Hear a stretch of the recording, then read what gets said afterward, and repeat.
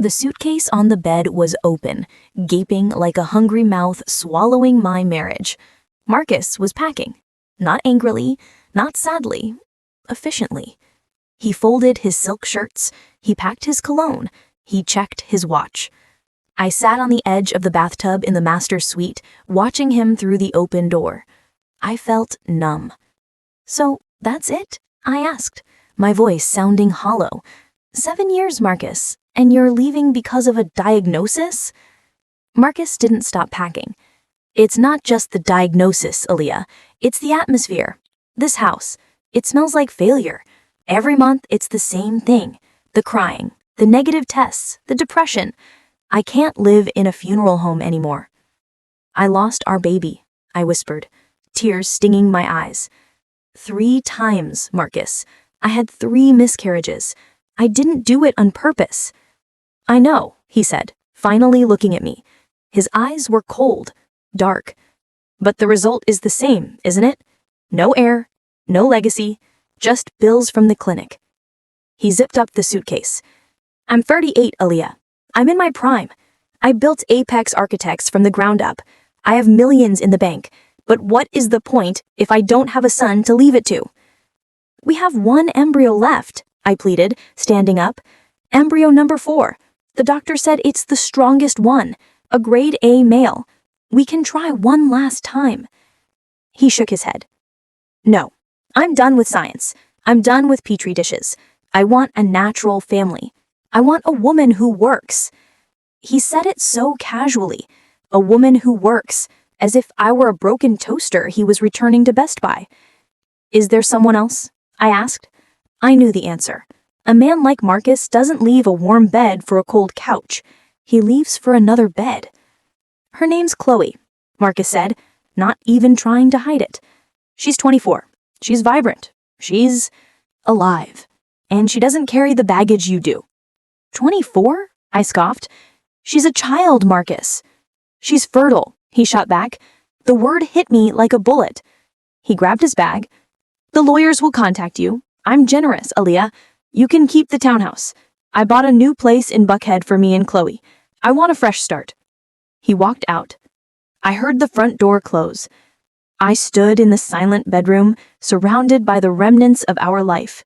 The ovulation kits on the counter, the vitamins, the vision board with pictures of nurseries. I wasn't a wife anymore. I was a discarded vessel. Defective. I whispered to myself. 3 months later, I was starting to put myself back together. I focused on my career. I was the head of marketing for a major tech firm in Atlanta. I threw myself into work. I renovated the townhouse to remove every trace of Marcus. But you can't block out the world, especially when your ex-husband is a local celebrity.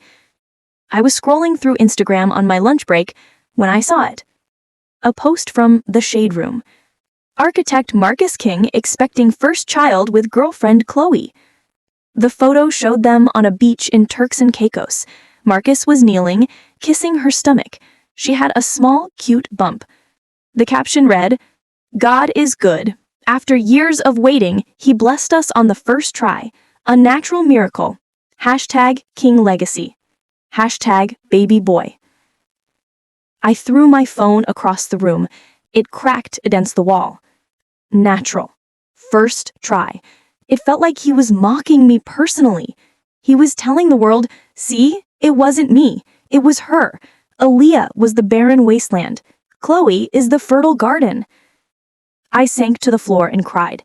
I cried for the babies I lost. I cried for the marriage I wasted. I wondered if he was right. Maybe I was broken. Maybe I didn't deserve to be a mother. But then, my email pinged on my laptop. It was a strange notification. I wiped my eyes and walked over to the desk. From Atlanta Center for Reproductive Health, ACRH.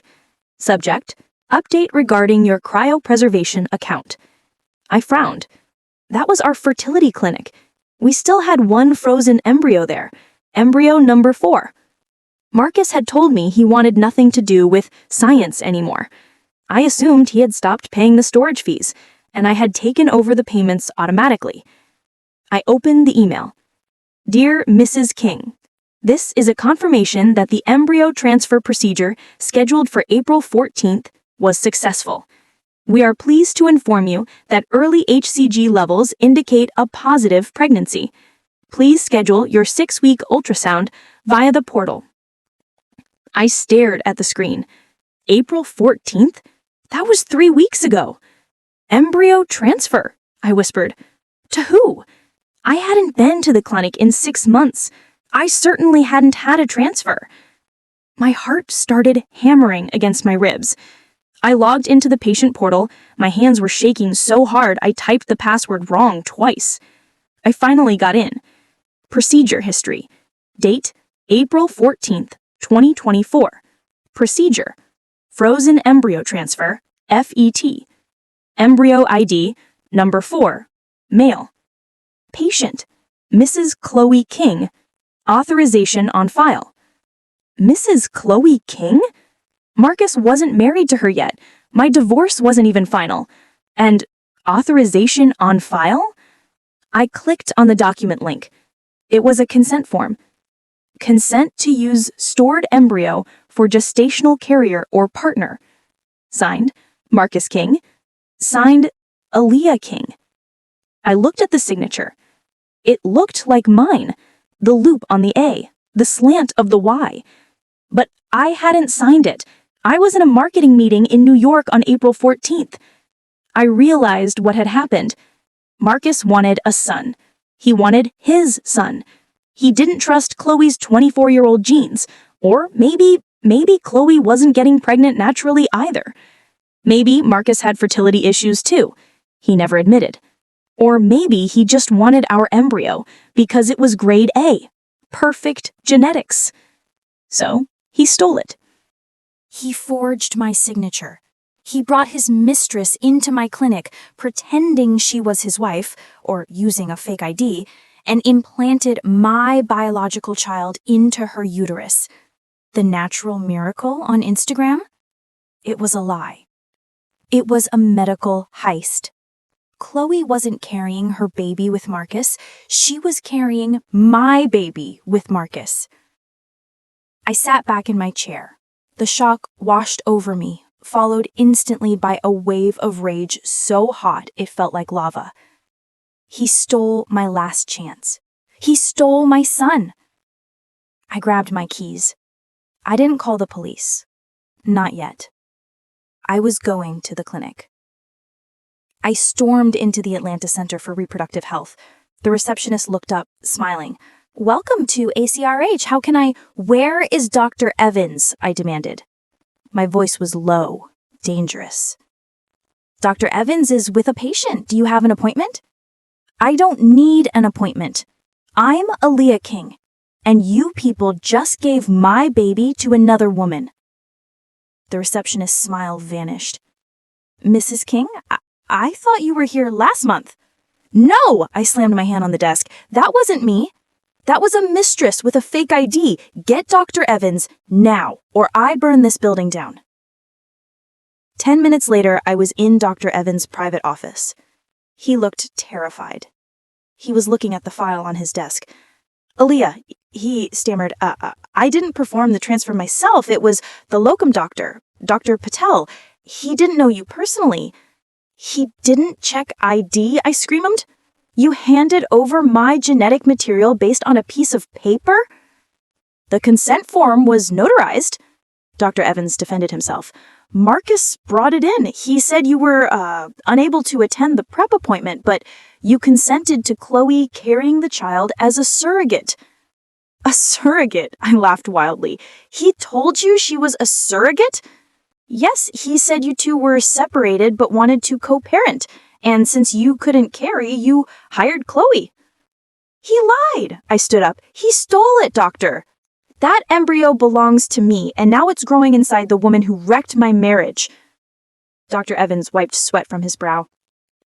Aaliyah, if this is true, this is a catastrophic breach, but legally, if the baby is already— Don't you dare say it's too late. It's not too late, Dr. Evans said quietly. But it's complicated. The baby is biologically yours. Genetically, you are the mother. Chloe is just technically the gestational carrier. Even if she didn't sign a surrogacy contract, DNA is DNA. So what do I do? You sue.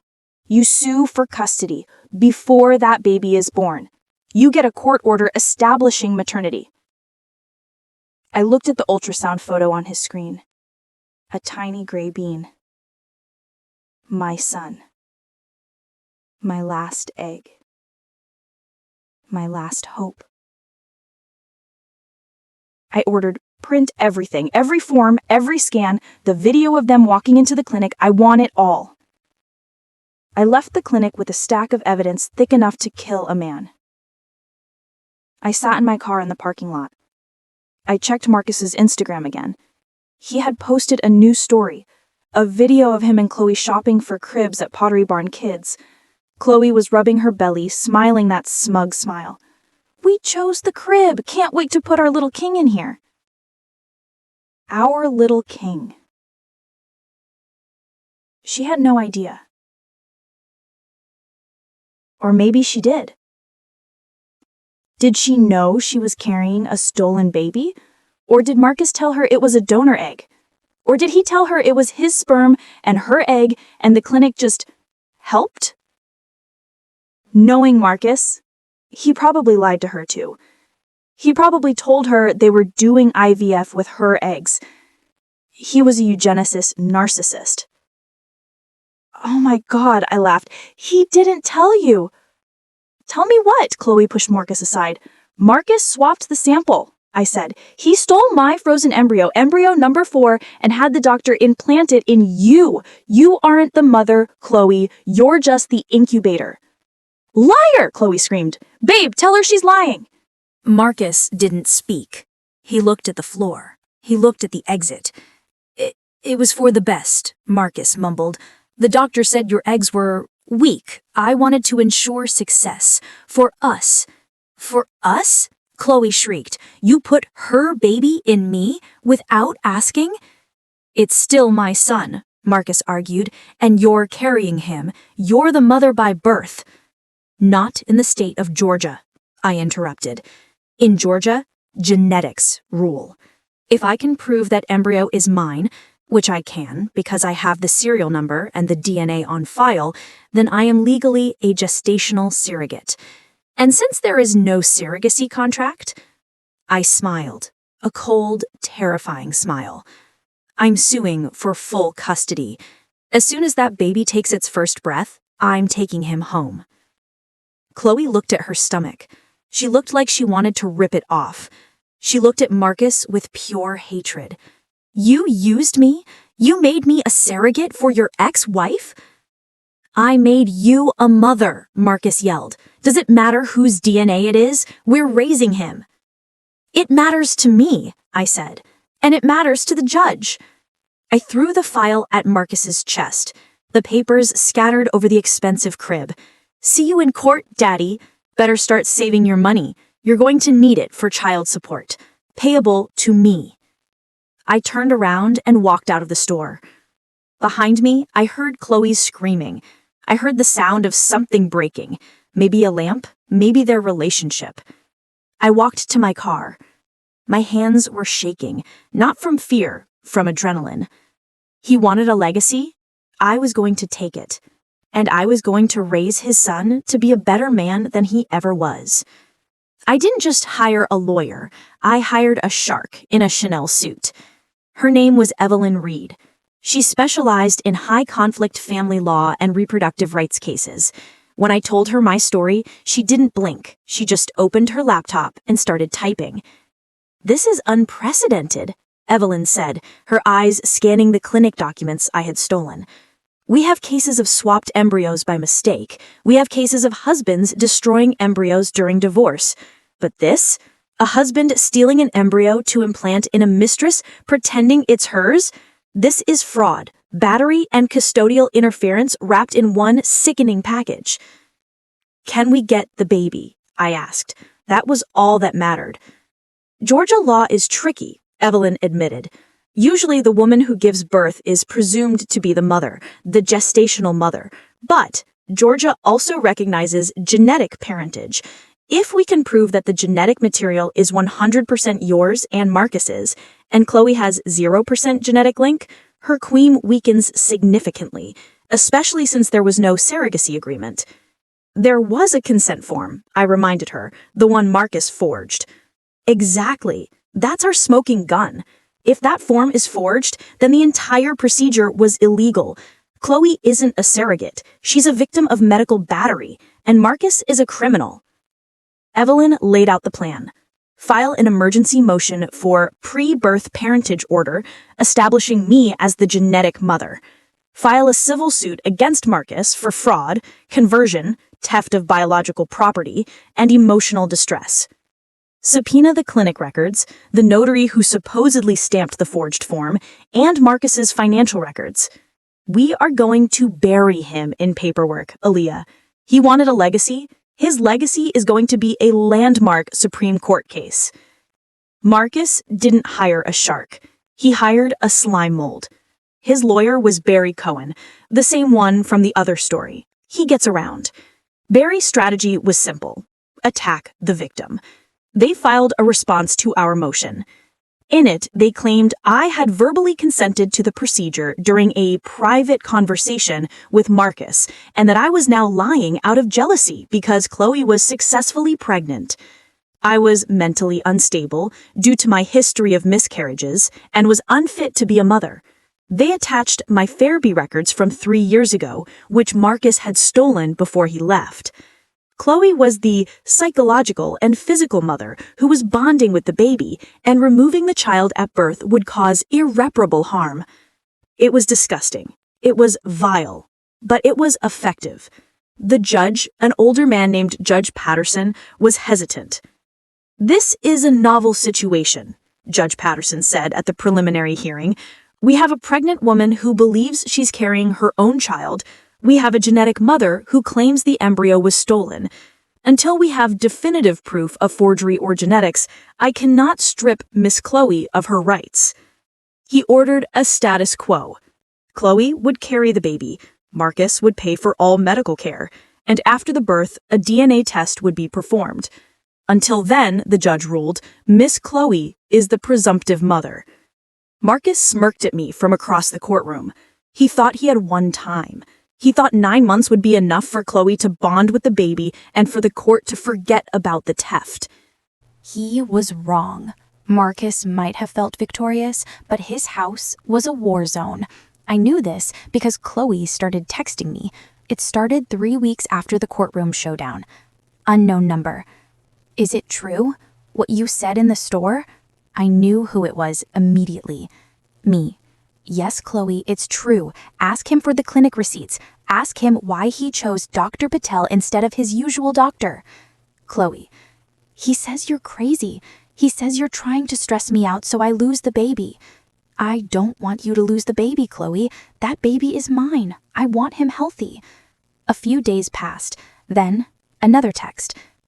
I found the receipt. It says embryo thaw and transfer. It doesn't mention an egg retrieval. I didn't have an egg retrieval. Silence for 10 minutes. Then, I hate him. I hate this thing inside me. I feel like an alien host. Get it out. My heart broke for her in a strange way. She was a homewrecker, yes, but Marcus had violated her body in the most intimate way possible. He had tricked her into carrying another woman's child under the guise of their miracle. Me. Don't punish the baby, Chloe. He didn't ask for this. Stay healthy, take the vitamins. When he's born, I'll take him. You can walk away. You can be free of Marcus. Chloe didn't reply for 2 days. Then I got an image file. It was a photo of the notarized consent form, the one with my forged signature. She had snuck into Marcus's home office and taken a picture of it. Chloe, the notary stamp. Look at the date. April 13th. Marcus was in Miami that day for a conference. He wasn't even in Atlanta to get it notarized. I zoomed in on the stamp. Notary Public, Susan K. Jenkins. Commission expires May 2025. Dated April 13th. Chloe was right. I checked Marcus's credit card statement from the joint account, which he hadn't closed yet, idiot. On April 13th, there were charges for a hotel and restaurants in Miami Beach. The form was forged. The notary stamp was either fake or bought. Me. You just won the war, Chloe. Stay safe. I'm coming for him. I forwarded the image to Evelyn immediately. Got him, Evelyn replied instantly. We didn't wait for the birth. We filed an emergency motion for summary judgment on fraud. We concluded the photo of the forged document, Marcus's travel records proving he wasn't in Atlanta on the date of notarization, my own travel records proving I was in New York, a sworn affidavit from a handwriting expert stating the signature was a clumsy forgery. We also located the notary, Susan K. Jenkins. She was a paralegal at a sketchy law firm downtown. Evelyn sent a private investigator to talk to her. When confronted with the evidence of the dates, Susan cracked. She admitted Marcus paid her $500 to backdate the stamp without me being present. She signed a sworn statement in exchange for immunity from prosecution. We had it all. The forgery, the bribe, the lie. Judge Patterson couldn't ignore this. He scheduled an emergency hearing. Marcus looked terrible in court. He knew the walls were closing in. His lawyer, Barry, looked like he wanted to be anywhere else. Mr. King, the judge said, holding up the affidavit from the notary, do you have an explanation for why you paid a notary to forge your wife's signature on a medical consent form? It was a misunderstanding, Your Honor. Aaliyah agreed verbally. She was just too busy to sign. So you committed a felony to help her? The judge turned to me. Mrs. King, the evidence of fraud is overwhelming. The embryo transfer was illegal from the start. He took a deep breath. This was the hard part. However, we still have the issue of the unborn child. Miss Chloe is 6 months pregnant. I cannot undo the procedure. The baby is healthy. He looked at Chloe, who was sitting in the back row, wearing huge sunglasses, refusing to look at Marcus. Here is my ruling, the judge said. Marcus King is found liable for fraud and battery. He is ordered to pay $500,000 in damages to Aaliyah King immediately. A pre-birth order is issued. Aaliyah King is recognized as the legal genetic mother of the unborn child. Chloe is recognized as the gestational carrier. She has no legal rights to the child after birth. Custody. Upon birth, the child will be immediately placed in the custody of Aaliyah King. Marcus's visitation rights are suspended pending a psychological evaluation. I started crying. Evelyn squeezed my hand. Marcus slumped in his chair. Chloe just sat there, as still as a statue. But, the judge added, looking at Marcus, since you seem so desperate for a legacy, Mr. King, you will be responsible for 100% of the child's financial needs. Child support will be calculated based on your highest earning year. Aaliyah will raise the boy. You will pay for it. Marcus looked up. He looked defeated. He had wanted a son to feed his ego. Now he was getting a son who would be raised by his enemy, paid for by his wallet, and who would know exactly what kind of man his father was. It was a hollow victory. The baby was still in Chloe's belly. 3 more months. 3 months where anything could happen. Marcus was desperate, and desperate men are dangerous. Winning in court is one thing. Winning in life is another. Marcus had lost the legal battle, but he refused to accept defeat. He was an architect. He believed anything could be restructured, redesigned, or demolished if it didn't fit his vision. He started showing up at the townhouse. At first it was to collect his mail, which I had already forwarded. Then it was to talk about co-parenting. "Aaliyah, open the door!" he would shout at 11 p.m., banging on the wood. "He's my son. You can't keep him from me. The judge is biased. I'll appeal." I got a restraining order. It didn't stop the texts from burner numbers. "You think you won? Wait until the baby is born. Possession is 9/10 of the law. If Chloe disappears, you get nothing." That text chilled me to the bone. If Chloe disappeared, if he took her somewhere, maybe back to Turks and Caicos, maybe somewhere without extradition, and she gave birth there, I would never see my son. I called Chloe. She didn't answer. I drove to the house Marcus had bought for them in Buckhead. The gates were locked. They were new security guards, big men who looked more like bouncers than professionals. I tried to peer through the fence. The blinds were drawn. The house looked like a fortress or a prison. I called Evelyn. He's holding her hostage, Evelyn. I know it. Unless she calls for help, we can't do anything. The police won't raid a home based on a hunch. He's the father, technically. She's his partner. It looks like a domestic matter. It's not domestic, it's kidnapping. 2 nights later, my phone rang at 3 a.m. Unknown number. I answered groggily. Hello? Aaliyah? It was a whisper. A terrified, shaking whisper. Chloe? I sat up instantly. Where are you? I'm in the bathroom. He took my phone. I found an old iPad in the guest room. I'm using FaceTime audio. She was crying. He's packing, Aaliyah. He hired a private plane. He says we're going to Brazil tomorrow. He says the baby will be born there and you'll never find us. Brazil. Non-extradition for civil custody cases, if he played it right. Chloe, listen to me. You have to get out. Now. I can't. The alarms are on. The guards are outside. Is there a way out he doesn't know about? I remembered Marcus. He was arrogant. He focused on the front facade, the curb appeal. He often neglected the practical details. I said the basement. Does the house have a basement? Yes, unfinished. Check the window wells. In Buckhead, the older houses have emergency egress windows in the basement. They usually aren't wired to the main alarm system because they're below grade. I think there is one. Go. Now. Don't pack a bag. Don't take anything. Just go. Run to the gas station on Piedmont. I'm coming to get you. He'll kill me. He'll kill you if you stay. He doesn't care about you. He only cares about the incubator. Once that baby is out, you are disposable. I heard a door creak on her end. I'm going, she whispered. I grabbed my keys and my gun. Yes, I had a gun. A Glock 19. I bought the day Marcus moved out. I drove like a maniac down Piedmont Road.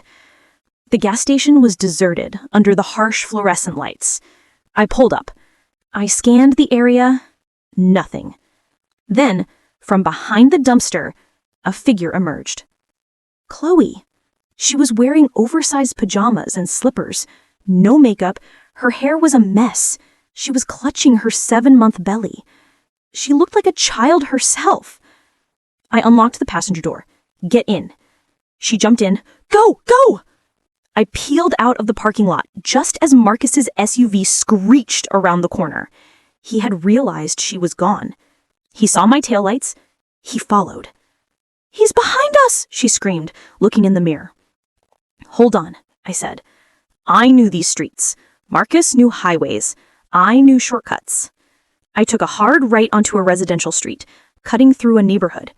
I ran a stop sign. I took a left into an alleyway behind a strip mall. I killed the lights. We sat in the dark, breathing heavy. We watched Marcus's SUV speed past the alleyway entrance, sirens blaring. He had installed illegal sirens? Of course he did. He was gone. Chloe slumped against the seat. She started to sob. I'm sorry. I'm so sorry, Aaliyah. I didn't know he was like this. I looked at her. The mistress. The woman who slept in my bed. The woman carrying my child. In any other universe, I would hate her. But in this car, in the dark, she was just a terrified girl carrying my son. It's okay, I said, putting a hand on her knee. You're safe now. I couldn't take her to my townhouse. Marcus knew where I lived. I drove to my aunt's house in Stone Mountain. Auntie Maid didn't ask questions. She just opened the door, saw the pregnant girl, and put a kettle on. For the next 2 months, I lived a double life. By day, I was the marketing executive, fighting Marcus in court. His lawyers claimed Chloe had been kidnapped by me. We countered with a video affidavit from Chloe stating she left voluntarily due to domestic abuse. By night, I drove to Stone Mountain. I became Chloe's caretaker. It was the strangest, most twisted sisterhood imaginable. I cooked for her, I rubbed her swollen feet, I read to my unborn son through her belly. "He's kicking," Chloe said one night, grabbing my hand and placing it on her belly. I felt it. A strong, sharp kick. My son. Tears welled up in my eyes. "Hi, baby. It's Mummy. I'm here." Chloe watched me. "You really love him, don't you? Even though he's in me?" "He's not in you, Chloe," I said softly. "He's just staying with you. You're the babysitter. The very expensive, very stressed babysitter." Chloe laughed. It was a weak sound. "I ruined your marriage, Aaliyah. Why are you helping me?" "Because Marcus ruined us both," I said. "He pitted us against each other, the barren wife versus the fertile mistress. He wanted us to fight so he could be the prize. But he's not the prize. The baby is." "I'm scared about the birth," Chloe admitted. "I don't want to be a mom. I'm 24. I want to go to clubs. I want to finish college." "You won't be a mom," I promised. "You'll be the auntie who saved his life. Once he's born, you sign the papers, you take the settlement money I set aside for you, and you go live your life, free."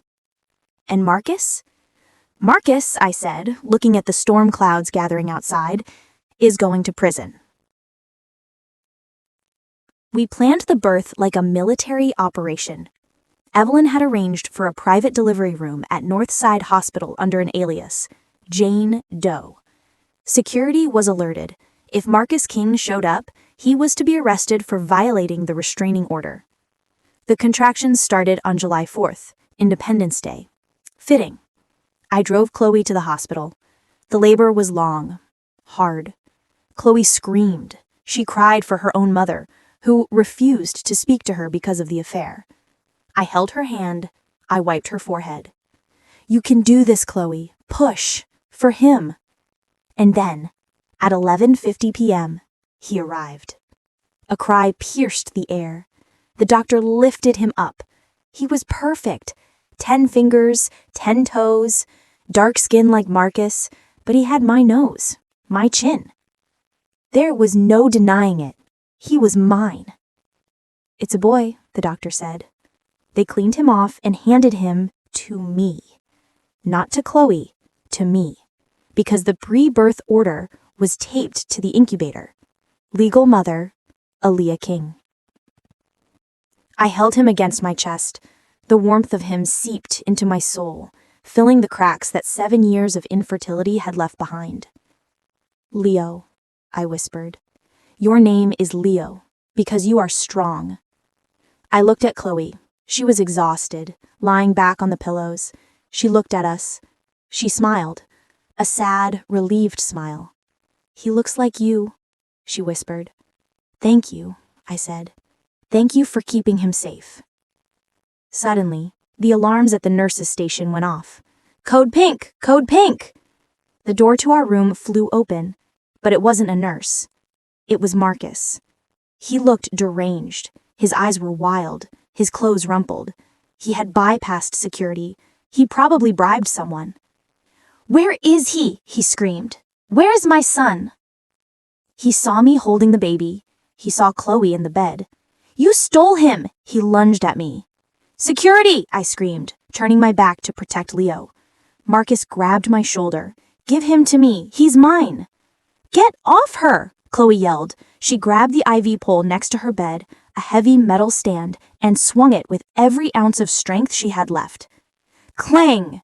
The metal pole connected with the back of Marcus's head. He crumpled to the floor, unconscious. Security rushed in seconds later. They found Marcus passed out, Chloe holding the IV pole like a warrior, and me holding the baby, calm in the chaos. "Get him out of here," I told the guards, "and tell the police to add attempted kidnapping to the list of charges." They dragged Marcus away. I looked at Chloe. She was panting, adrenaline spiking. "Nice swing," I said. She shrugged, then winced in pain. We looked at Leo. He was sleeping. He hadn't even cried during the fight. He knew he was safe. He was with his mothers, both of them. The trial of Marcus King was not the media circus he hoped it would be. He wanted headlines. He got a cautionary tale. I sat in the front row of the Fulton County Superior Court, holding 3-month-old Leo in a carrier against my chest. He was sleeping, blissfully unaware that his father was about to trade his Italian suits for a jumpsuit. Marcus sat at the defense table. The bandage was gone from his head, leaving a small scar where Chloe had connected with the IV pole. He looked diminished. The arrogance that used to radiate off him like heat waves was gone, replaced by a twitchy, nervous energy. The charges were extensive. Medical fraud for the embryo theft, forgery in the 1st degree, aggravated stalking, attempted kidnapping. Barry Cohen, his slimeball lawyer, had quit weeks when Marcus's checks started bouncing. He was represented by a weary public defender who looked like he hadn't slept since the Carter administration. Mr. King, Judge Patterson, the same judge from family court, now presiding over the criminal hearing, looked down over his spectacles.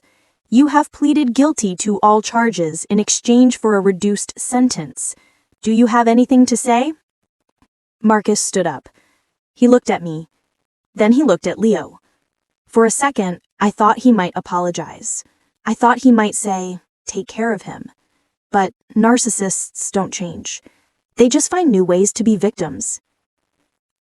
I just wanted a son, he said, his voice cracking.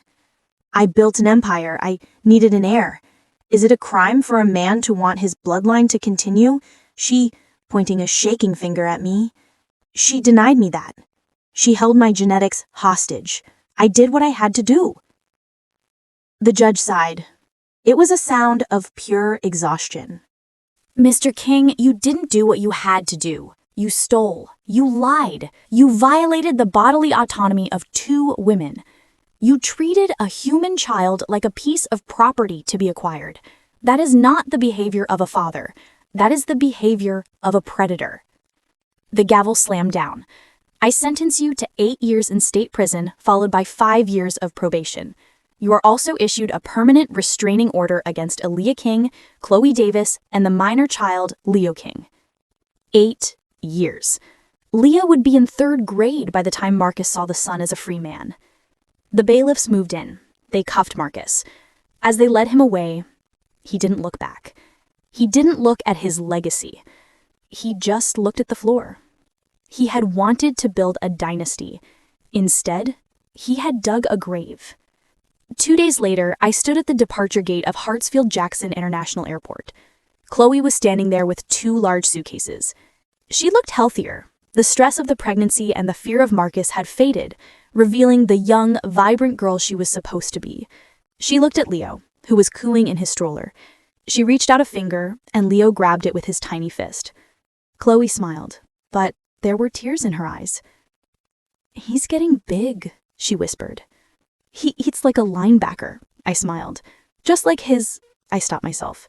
Just like a growing boy. Chloe looked at me.